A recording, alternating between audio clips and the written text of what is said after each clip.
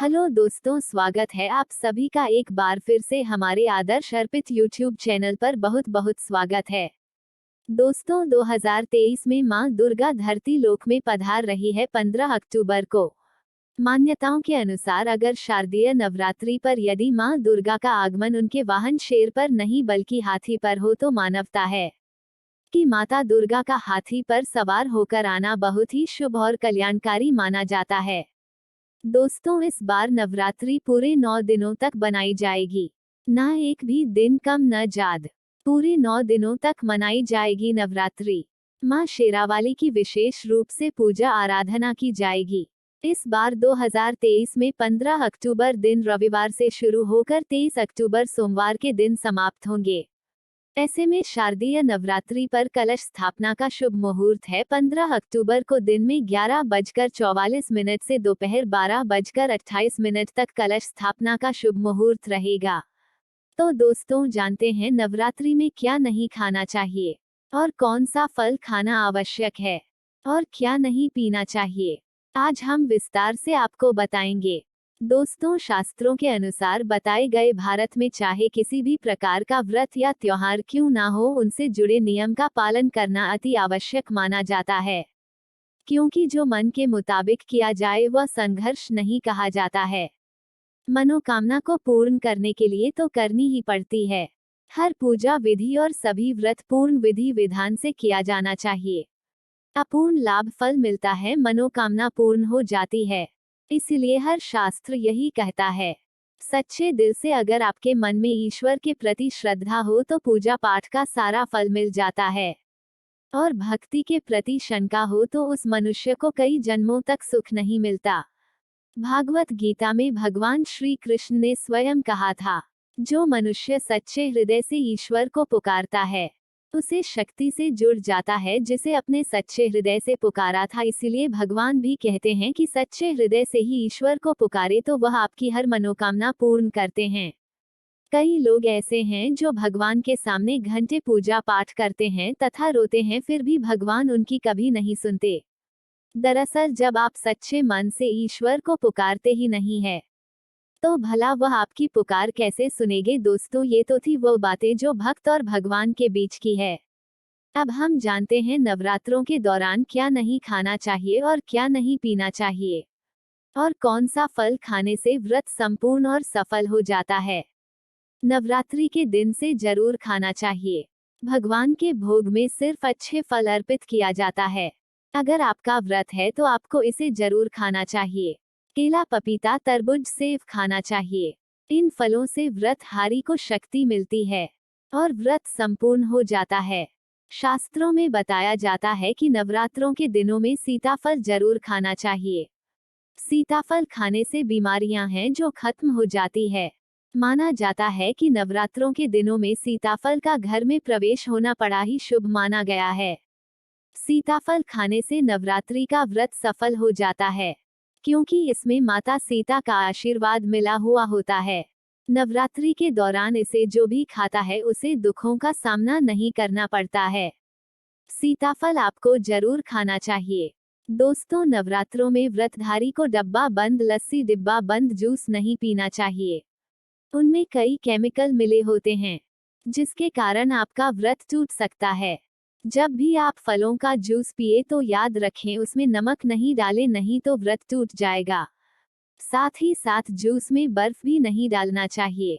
फलों का सदा जूस पीने से व्रत सफल होता है।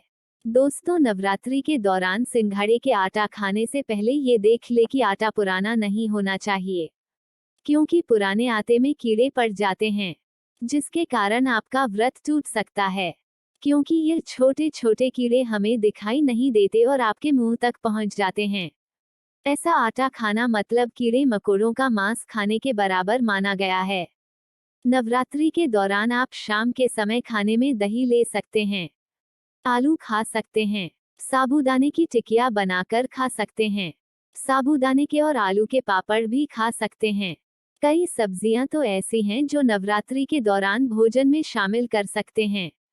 इससे आपको एनर्जी मिले और व्रत सफल हो जाए। नवरात्रि के दौरान आप दूध पी सकते हैं, जो आपको ताकत देगा। चाय भी पी सकते हैं। याद रहे, एक बात का ध्यान रहे, व्रतधारी को पेट भर खाना यानी गले तक भोजन नहीं करना चाहिए, नहीं तो व्रत रखने का कोई भी फायदा नहीं होगा। नवरात्रि के 9 दिन शक्ति दुर्गा को समर्पित होते हैं। आंतरिक के 9 दिन माता रानी के 9 अलग अलग स्वरूपों का पूजन किया जाता है। नवरात्रि के रूप के हिसाब से कुछ अलग अलग भोग अर्पित किए जाते हैं। लेकिन क्या आप जानते हैं, कुछ ऐसी वस्तु है जिन्हें नवरात्रि के दौरान भूल कर भी अर्पित नहीं करना चाहिए।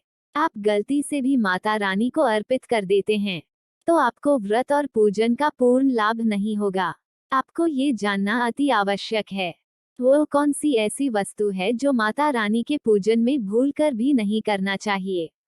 तो आइए माँ का जयकारा लगाते हुए वीडियो को शुरू करते हैं। तो नवरात्रि के दौरान शादीशुदा महिलाओं को सफेद कपड़े पहनकर पूजा पाठ नहीं करना चाहिए, साथ ही साथ काले कपड़े भी नहीं पहनना चाहिए। व्रत आदि खंडित हो जाती है। माता की चौकी जब आप लगाए तो उसके नीचे कागज नहीं लगना चाहिए। माता की चौकी हमेशा लाल कपड़ा नीचे बिछाकर ही चौकी लगाना चाहिए। हमेशा याद रहे, नवरात्रों के इन 9 दिनों तक व्रतधारी को अपना आसन मां की चौकी के आगे ही लगाना चाहिए और वहीं पर आपको सोना चाहिए। मंदिर को नवरात्रों के दौरान अकेला नहीं छोड़ा जाता, बहुत ही अशुभ माना जाता है। इससे दुर्गा माता नाराज हो जाती है और हमेशा के लिए चली जाती है। दोस्तों, नंबर 2, नारियल। हिंदू धर्म में नारियल को समर्पित धन, श्रद्धा और सम्मान का सूचक माना जाता है। नारियल को श्रीफल भी कहा जाता है। नारियल को सुख समृद्धि में वृद्धि करने वाला माना जाता है। नारियल का हर मांगलिक कार्य में विशेष महत्व होता है। जैसे कि आप सभी जानते हैं कि माता रानी के कई मंदिरों में नारियल से बलि भी दी जाती है और माता रानी के पूजन में नारियल का इस्तेमाल हम सभी करते हैं।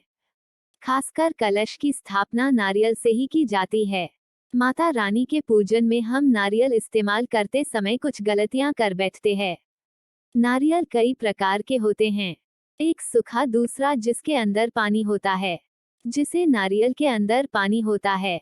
दोस्तों, नारियल माता रानी को पानी वाला ही इस्तेमाल करें। नारियल पूर्ण होना चाहिए, नारियल लटका हुआ या टूटा हुआ नहीं होना चाहिए, क्योंकि साबुत नारियल ही पूर्ण और पवित्रता का प्रतीक होता है। साबुत नारियल ही सुख समृद्धि का प्रतीक होता है। साबुत नारियल को ही श्रीफल यानी मां लक्ष्मी का फल कहा जाता है। कलश की स्थापना करते समय पानी वाला नारियल ही कलश पर स्थापित करना चाहिए। साथ ही यह ध्यान रखना चाहिए कि नारियल को सदैव कलश के ऊपर लेटा कर रखना चाहिए। घट स्थापना करते समय कभी भी नारियल को खड़ा करके नहीं रखा जाता। नारियल को सदैव लेटा कर कलश पर रखा जाता है। साथ ही नारियल को स्थापित करने से पहले आप नारियल को लाल कपड़े में लपेटकर उस पर तिलक करके और फिर लाल चुनरी उठाकर आप नारियल को कलश के ऊपर स्थापित करें। शास्त्रों के अनुसार कलश के ऊपर जब सही तरीके से नारियल रखा जाता है और सही प्रकार का नारियल रखा जाता है, तभी ही पूजन का पूर्ण फल प्राप्त होता है। ये भी ध्यान रहे कि महिलाएं माता रानी को नारियल अर्पित कर सकती है, लेकिन कभी भी माता रानी के सामने नारियल को भूलकर भी ना तोड़े, क्योंकि नारियल बीज रूप होता है और स्त्रियां बीज रूप से ही शिशु को जन्म देती है। इसलिए महिलाओं को नारियल कभी भी नहीं तोड़ना चाहिए। हम सभी माता रानी के पूजन में इस्तेमाल करते हैं, लेकिन लौंग का इस्तेमाल करते समय एक बहुत बड़ी गलती कर बैठते हैं। तब माता रानी को फूल वाला ही लौंग अर्पित करना चाहिए।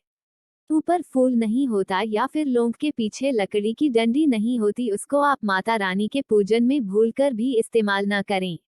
उसको ही पूर्ण माना जाता है और माता रानी के पूजन में कोई भी अपूर्ण वस्तु, कोई भी खराब वस्तु या टूटे हुए अक्षत इस्तेमाल नहीं करना चाहिए। इसलिए सदैव पूजन में फूल वाली लौंग का ही इस्तेमाल करें। दोस्तों, तुलसी के पत्ते अर्पित नहीं करना चाहिए। माँ दुर्गा की पूजा में तुलसी पत्र का इस्तेमाल करना वर्जित माना जाता है। तुलसी पत्र के अलावा आंवला भी माता रानी को अर्पित नहीं करना चाहिए और दूर्वा भी माता रानी को अर्पित नहीं करना चाहिए। दूर्वा भगवान श्री गणेश को अति प्रिय है। नवरात्रि में आप भगवान गणेश को दूर्वा और भगवान विष्णु को अर्पित कर सकते हैं, लेकिन माता रानी को भूलकर भी तुलसी के पत्ते या दूर्वा अर्पित ना करें। माता रानी को सफेद फूल भी अर्पित ना करें। माता रानी को सदैव लाल रंग के फूल अर्पित करने चाहिए।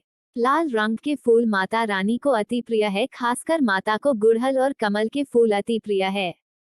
शास्त्रों में बताया जाता है कि घर में माता रानी की 2 या 3 मूर्तियां या फोटो नहीं होने चाहिए।